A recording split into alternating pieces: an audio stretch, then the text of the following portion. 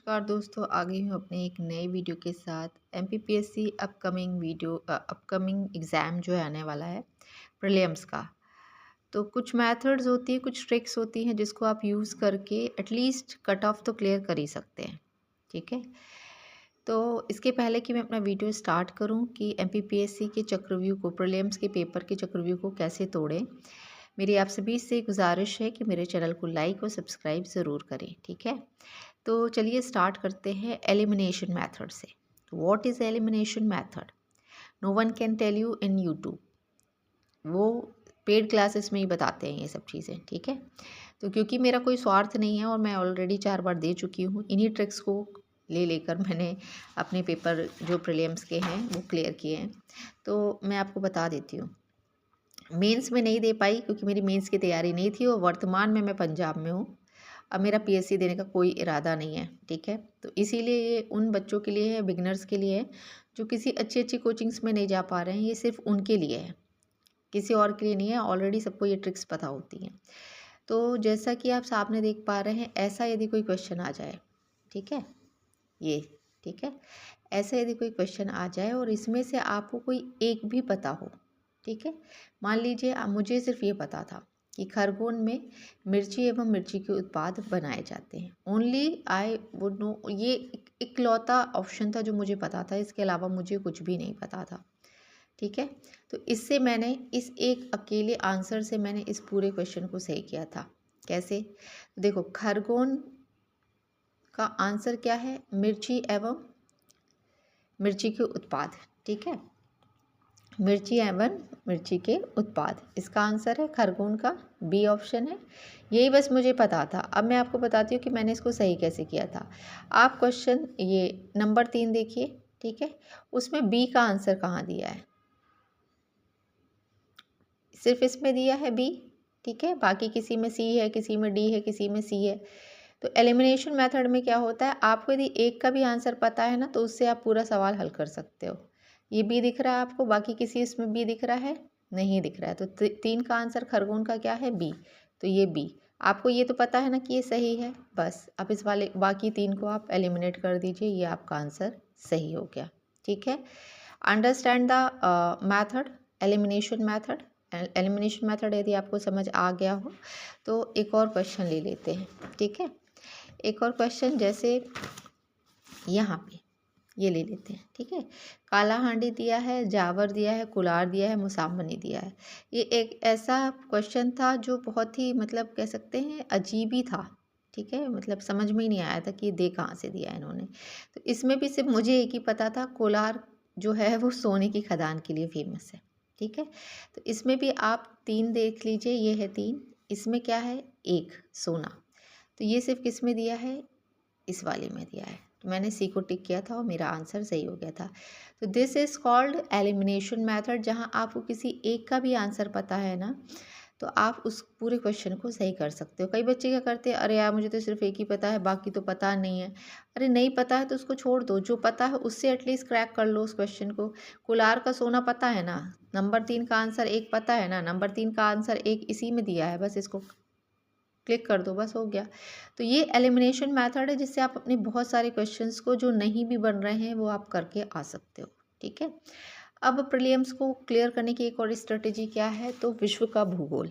ठीक है, विश्व का भूगोल में भी मैं आपको बता दूं बहुत ही ज़्यादा सरल क्वेश्चन आते हैं। सरल मतलब आप समझ रहे हो कि इतने सरल आते हैं क्योंकि लोग ना यूपीएससी का जो स्टूडेंट होता है वो उसको अच्छे से तैयार करता है क्योंकि उसने पूरा पढ़ना है। एक क्वेश्चन ये था।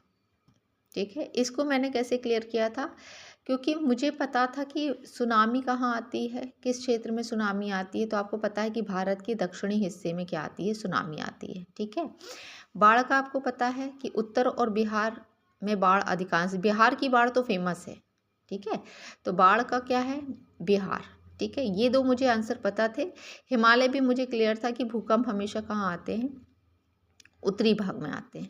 तो मैंने इससे ये बाकी पूरा क्लियर कर लिया था। सूखा का मुझे बिल्कुल भी आइडिया नहीं था कि सूखा वूखा कहाँ पड़ता है।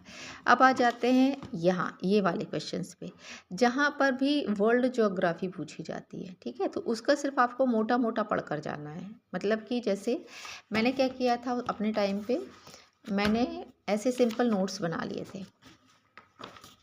ये मैं आपको दिखा देती हूँ, एक का ही उदाहरण दूंगी, आप समझ जाओगे कैसे क्या करना है। जैसे मैंने ये मान लीजिए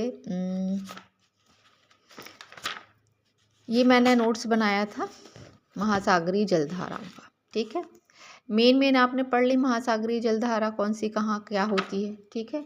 उसके बाद मैंने मान लीजिए एक ये पकड़ लिया यूरोप, ठीक है।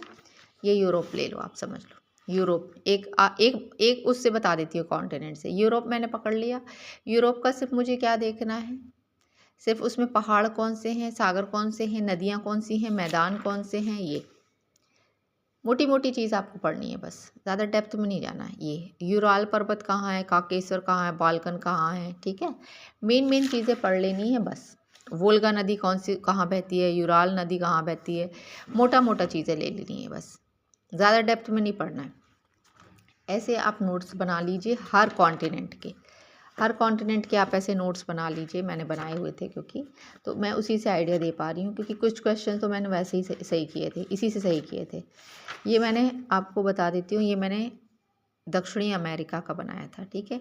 दक्षिणी अमेरिका में क्या क्या रहता है ये मैंने ऐसे डायग्राम के थ्रू समझ लिया था। ये कौन कौन सी पर्वत श्रृंखलाएँ होती हैं यहाँ पे, ये मैंने पढ़ लिया था उससे। ये पर्वत श्रृंखलाएँ पढ़ लिया था, वलित पर्वत पढ़ लिए थे, अर्जेंटीना पढ़ लिया था, मध्यवर्ती नदियाँ कौन कौन सी होती हैं। तो आप विश्वास करिए कि वर्ल्ड ज्योग्राफी में वो लोग ज़्यादा टफ क्वेश्चन नहीं देते थे। अब आप यहाँ देख लीजिए, ये देख रहे हैं पेरीज, वेल्स, डाउन्स, स्टेपीज और पुस्ताज, ये देख रहे हैं आप।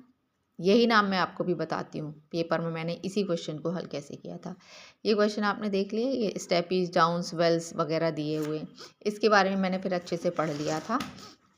तो सवाल आया था यहाँ पे, आपको मैं सवाल बता देती हूँ, इसी पेपर में आया था सवाल। जैसे ये सरगासो महासागर कहाँ स्थित है, तो जब आप महासागर 4-5 महासागर उनको ठीक से पढ़ लेंगे मोटा तो आपको वो सवाल अच्छे से बनाते बन जाएगा। एक यहाँ पे क्वेश्चन आया था, यही पर्वत श्रृंखलाओं को लेकर आया था।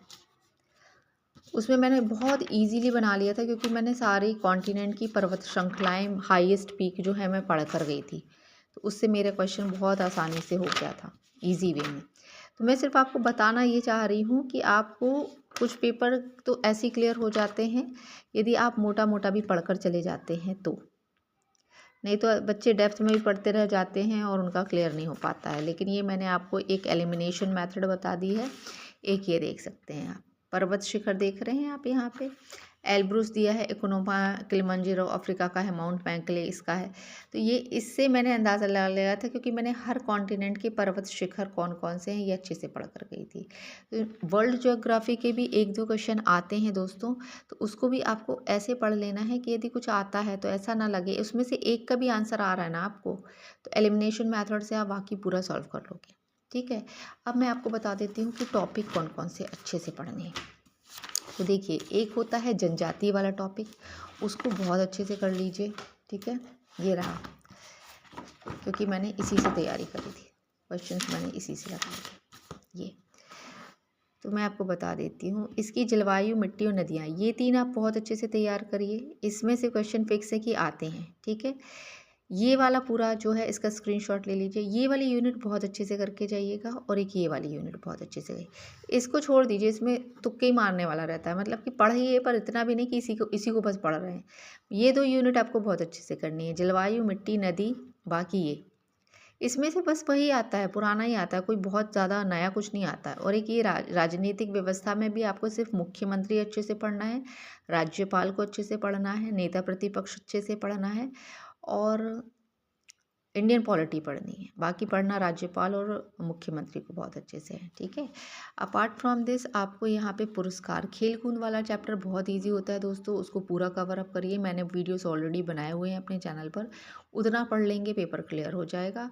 पुरस्कार एवं सम्मान हर साल पूछे जाते हैं, तो ये 4-5 टॉपिक, पर्यटन है, लोक संस्कृति है, पर्व है, उत्सव, मेले, ये आप पढ़ लेते हैं, आपका पेपर किसने कहा कि क्लियर नहीं होगा। और एक ये लास्ट बता रही हूँ, ये देखिए, ये इसमें जितना भी दिया है दोस्तों, इसको थॉरली करके जाइएगा, गारंटी दे रही हूँ कि आपका प्रीलिम्स क्लियर हो जाएगा। इसमें से दिए हुए एक एक टॉपिक को बहुत अच्छे से करिएगा। इसके पीछे बिल्कुल मत भागिएगा। लोग क्या करते हैं, इसी के पीछे भागते रह जाते हैं और फिर पेपर नहीं हो पाता है। तो प्रीलिम्स करो, क्लियर करना बहुत आसान है, बशर्ते कि आप सिलेबस को ही पढ़ें, पीएचडी ना करें। और जो मैंने आपको बताया आपको सिर्फ क्या करना है, कॉन्टिनेंट्स कौन कौन से होते हैं वो ले लेने हैं, उसका मोटा मोटा नदी पहाड़ पर्वत जो भी है वो पढ़ लेना है, खनिज पढ़ लेना है, ठीक है, ये सब पढ़ लेना है।